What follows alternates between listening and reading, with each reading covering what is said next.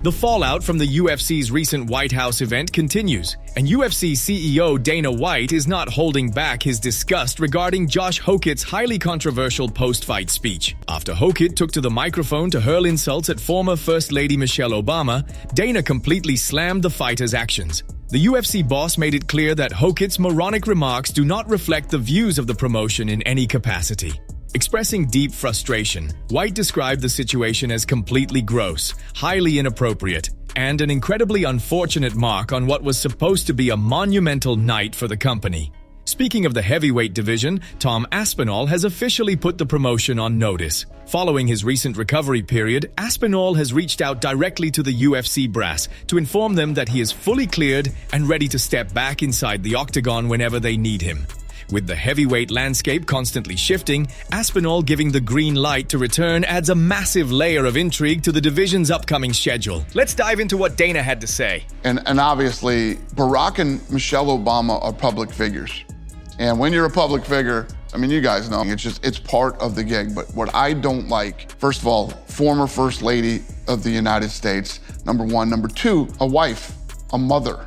It's fucking gross, inappropriate, the timing of it and everything. Obviously not the opinion of the UFC and not my opinion or anybody else that fought on that card. And it was a really unfortunate thing to happen that night. When you hit this fucking Grand Slam home run and have a perfect event in every way that it could be, you got a fucking moronic, you know, it's just, ugh. But, you know, other than that, it was a great fucking night. Yeah, what are you gonna do? Left and right can both look at that. You can't tell me that everybody on the right went, yeah, she's a man. Fucking people were like, what an idiot. In the light heavyweight picture, Magomed Ankalaev still has his sights set on a massive trilogy fight with Alex Pereira. Ankalaev firmly believes that a third showdown between them remains one of the absolute biggest matchups the UFC can possibly put together. And he is fully prepared to take the fight, whether it happens at 205 pounds or up at heavyweight. For now, Ankalaev has to stay focused on the task at hand as he gears up to face Bogdan Guskov in just a few days. Meanwhile, Pereira's next move inside the octagon remains entirely undecided. If the Brazilian knockout artist chooses to drop back down to light heavyweight, the door could potentially swing wide open for the Ankalaev trilogy. The massive hurdle, however, is that Pereira has made it clear he is currently only interested in taking on blockbuster super fights, a specific category that Ankalaev, despite his elite skills, simply does not fall into at this point in his career. Would you be interested in seeing this trilogy? Alright, let's dive into what Ankalaev had to say in an interview with Red Corner MMA. Учитывая, что ты выходил на последний бой с травмой, есть ли внутри тебя желание, не знаю, провести во что бы то ни стало третий бой с Алексом? Конечно, это мое желание. Я буду преследовать этому, чтобы этот бой состоялся. Неважно, он будет проходить в тяжелом или полутяжелом. Сейчас, так как он перешел на высший, я на него не смотрю. У меня есть свои вопросы, которые нужно закрепиться в этом дивизионе. А в концу, пока он не ушел, я думаю, для UFC тоже было бы это интересным, так как у нас счет 1-1. Первый бой, который я выиграл, можно сказать, доминацией. Бой прошел полностью, а второй так получилось, что несчастный случай, да? Поэтому третий бой, я думаю, будет для зрителей, для фанатов очень интересно. Поживем, увидим.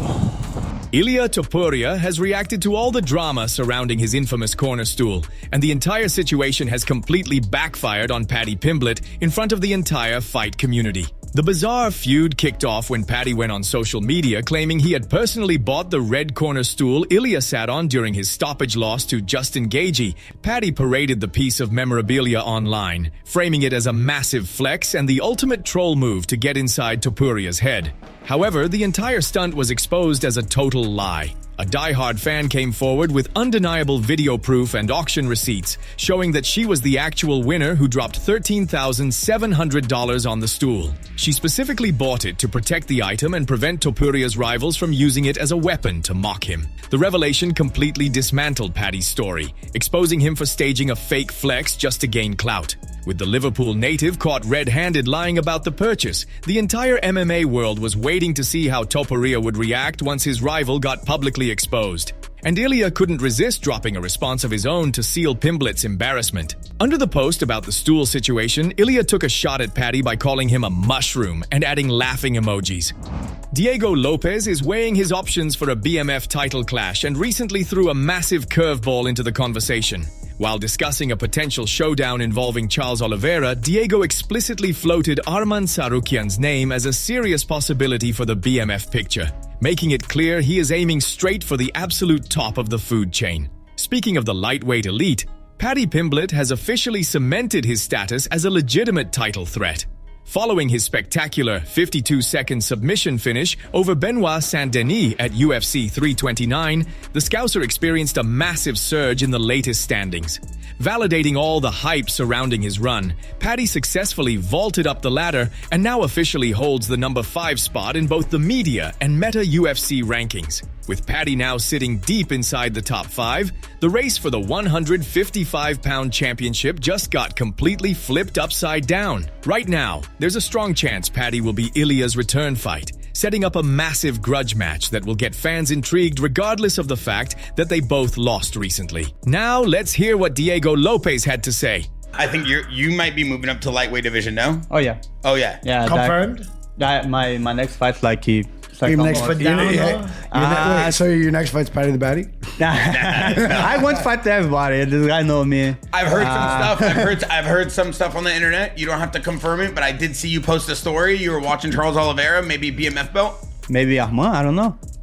No, hey, I just watched the Said fight. maybe Arman for anybody who didn't. I don't know. I just watched a couple of fights this day. So this guy in the division. You would do phenomenal in a BMF fight.